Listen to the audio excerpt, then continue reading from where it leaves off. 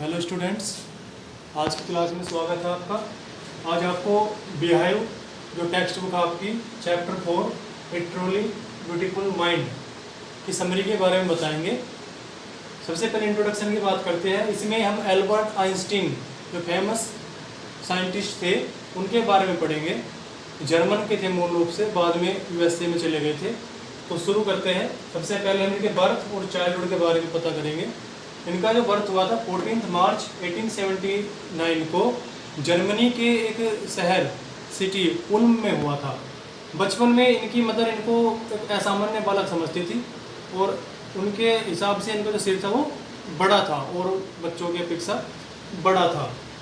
जब ये 2.5 ईयर्स के हुए तो उस वक्त तक भी ये बोल नहीं पाते थे, और फिर जब इन्होंने बोलना शुरू किया तो एक बात को दो बार बोलते थे।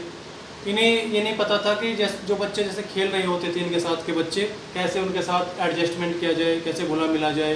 तो ज़्यादातर ये जो है और बच्चों से दूर रहते थे, अकेले रहते थे मतलब ये।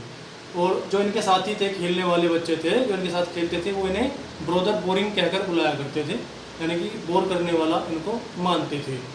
और बचपन में इन्हें आइंस्टीन को जो मैकेनिकल टॉयज होते हैं उनमें ज़्यादा इंटरेस्ट था। नेक्स्ट पॉइंट की तरफ बढ़ते हैं। School life. स्कूल में हेडमास्टर ने इनके पिताजी को बताया आइंस्टीन के कि इस बात से कोई फर्क नहीं पड़ता कि आइंस्टीन कौन सा प्रोफेशन आने वाले टाइम में चूज करे, क्योंकि वो किसी भी फील्ड में सक्सेस नहीं हो सकता। ऐसा इनके बारे में बताया, जबकि ऐसा नहीं था। 6 वर्ष की आयु में इन्होंने वायलिन बजाना सीख लिया था, क्योंकि इनकी मदर चाहती थी कि वायलिन बजाना सीखे, और ये वायलिन बजाने में एक्सपर्ट थे, गिफ्टेड हो गए थे। और पूरी ज़िंदगी जो वायलिन बजाने का हुनर इनमें था उसको इन्होंने संजो कर रखा। जैसा कि इनके टीचर ने बताया था कि वो सक्सेस नहीं हो सकते, ऐसा नहीं था। इन्होंने म्यूनिक में हाई स्कूल में एडमिशन लिया। वहाँ पे इनके जब ये 15 मंथ के थे, 15 मंथ के, इनके जो पेरेंट्स थे वो म्यूनिक चले गए थे, तो वहाँ पे इन्होंने हाई स्कूल में एडमिशन लिया। और वहाँ पे उस स्कूल में इन्होंने, यानी कि जब ये हाई स्कूल में थे, लगभग हर विषय में अच्छे अंक प्राप्त किए। लेकिन इन्हें स्कूल का जो स्ट्रिक्ट डिसिप्लिन होता था, जो अनुशासन, कठोर अनुशासन होता था, वो वातावरण पसंद नहीं था। इनका ज़्यादातर टीचर्स से झगड़ा होता रहता था इसी बात को लेकर। और एक समय ऐसा आया जब 15 वर्ष की आयु में थे कि इन्होंने स्कूल से इनका मोह भंग हो गया और उन्होंने स्कूल को पूरी तरीके से छोड़ दिया। कॉलेज लाइफ की इनकी बात करते हैं। कॉलेज लाइफ कुछ वर्ष के बाद इनके माता पिता मिलान आ गए। मिलान, वहाँ पे इन्होंने जर्मन स्पीकिंग स्विट्जरलैंड में अपनी शिक्षा, आगे की जो उच्च शिक्षा थी, हायर एजुकेशन थी, उसको शुरू किया। मिलान में एक रिलेटिव्स थे उनके, यहाँ पे रहते थे। मैथ में और साइंस में, यानी कि फिजिक्स में ये गॉड गिफ्टेड थे। मैथ में इनका इंटरेस्ट था, इसके साथ साथ फिजिक्स में और भी ज़्यादा इनका इंटरेस्ट था, यानी कि उसमें दोनों ही सब्जेक्ट में गॉड गिफ्टेड थे। ज्यूरिख यूनिवर्सिटी से इन्होंने ग्रेजुएट की मैथ और साइंस में। आगे बढ़ते हैं। Married life. जब ये हायर एजुकेशन कर रहे थे कॉलेज में, उसी वक्त इनकी एक लड़की से मुलाकात हुई जिससे ये प्यार करने लगे और उससे शादी करना चाहते थे। मिलेवा मेरिक नाम की लड़की थी वो, लेकिन वो लड़की इनसे 3 साल बड़ी थी उम्र में और इंटेलिजेंट भी काफ़ी थी। तो इनकी मदर ने मना कर दिया कि तुम्हारे जो है तुम इनसे एडजस्टमेंट नहीं कर पाओगे, इसीलिए इन्होंने शादी का विचार त्याग दिया। लेकिन उसके बावजूद, ऑब्जेक्शन होने के बावजूद भी 1903 में दोनों ने शादी की और इनसे फिर 2 बच्चे हुए लड़के। और लेकिन वो शादी ज़्यादा समय तक नहीं चल पाए और 1919 में दोनों का डाइवर्स, यानी कि तलाक हो गया। नेक्स्ट पॉइंट की तरफ चलते हैं। Einstein special theory of relativity. 1900 में, सन 1900 में 21 वर्ष की जब इनकी एज थी तो ये ग्रेजुएट हुए। उसके बाद इन्होंने असिस्टेंट टीचर के रूप में पढ़ाना शुरू किया। कुछ दिनों तक प्राइवेट स्कूल में पढ़ाया और फिर इन्हें एक पेटेंट लैब, बर्न जगह थी, वहाँ पे पेटेंट लैब में, पेटेंट कार्यालय में, ऑफिस में इन्हें एक टेक्नीशियन एक्सपर्ट का काम इन्हें मिल गया। वहाँ पे काम करते करते जो इनका अपना जो आइडिया थे नई नई सर्च करने का, उसको भी ये माइंड में क्रिएट करते रहे।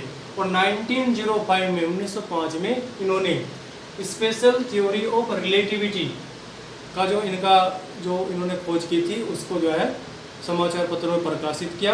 जो ये बताता था कि time and distance are not absolute, यानी कि टाइम और डिस्टेंस, समय और दूरी स्वतंत्र नहीं है। और इसी से आगे चलकर मास और एनर्जी को डिस्क्राइब करने वाला फॉर्मूला निकला E बराबर mc स्क्वायर वाला। नेक्स्ट पॉइंट है जनरल थ्योरी ऑफ रिलेटिविटी। 1915 में इन्होंने जनरल थ्योरी ऑफ रिलेटिविटी जो इन्होंने खोज की थी उसको समाचार पत्रों में प्रकाशित किया, जिसने जो ग्रेविटी का जो नियम था, उसको एक नए तरीके से इंटरप्रेट किया। और 1919 में सन इक्लिप्स हुआ, उसने इस बात को बिल्कुल साबित कर दिया कि इन्होंने जो खोज किया वो बिल्कुल सही है। 1921 में इन्हें फिजिक्स में योगदान देने के लिए, नई नई खोज करने के लिए नोबेल प्राइज मिला। नेक्स्ट पॉइंट है टू इमाइग्रेट टू USA। 1933 में जर्मनी में नाजीज जो हिटलरवादी लोग थे, हिटलर की विचारधारा वाले थे, वे सत्ता में आए, सरकार बनी, तो ये वहाँ से छोड़कर, जर्मनी को छोड़कर USA में आ गए। जब ये USA में आए तो USA में आने के बाद 5 वर्ष के बाद जर्मनी के जो वैज्ञानिक थे उन्होंने न्यूक्लियर फ्यूजन, नाभिकीय विखंडन की खोज की, जिससे अमेरिका के जो वैज्ञानिक थे वो चिंतित हुए। क्यों? कि उन्हें ऐसा लगने लगा कि जर्मनी के लोग अब क्या कर सकते हैं, एटम बम बना सकते हैं और उसको कहीं पर भी विस्फोट कर सकते हैं। तो और इस वजह से ज़्यादातर लोग जर्मनी का छोड़कर अमेरिका में या और कहीं ज़्यादा बसने लगे। इस डर से एक दोस्त के कहने पर आइंस्टीन ने उस वक्त के अमेरिका के जो प्रेसिडेंट थे फ्रैंकलिन रूजवेल्ट, उनको एक लेटर लिखा। उन्होंने बताया कि इस प्रकार का एक एटम बम एक पूरे बंदरगाह, सीपोर्ट और उसके आसपास का जो भी एरिया है उसको ख़त्म कर सकता है। और ऐसा ही हुआ। इन्होंने जो बात की वो सही साबित हुई। जब अमेरिका ने गुपचुप तरीके से सीक्रेटली एटम बम बनाया और 1945 में उन्होंने जापान के जो 2 सिटीज़ थे, हिरोशिमा और नागासाकी, उन पर विस्फोट कर दिया। तो इसी तरह का डिस्ट्रैक्शन वहाँ पे हुआ था। Next point, campaign for piece and democracy.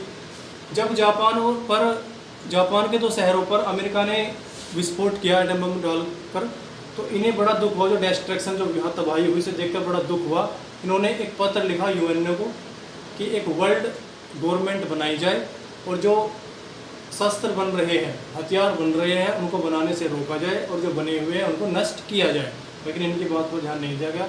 अगले 10 वर्षों तक, एक पूरे डिकेड तक ये शांति के लिए और विश्व में डेमोक्रेसी की स्थापना के लिए काम करते रहे।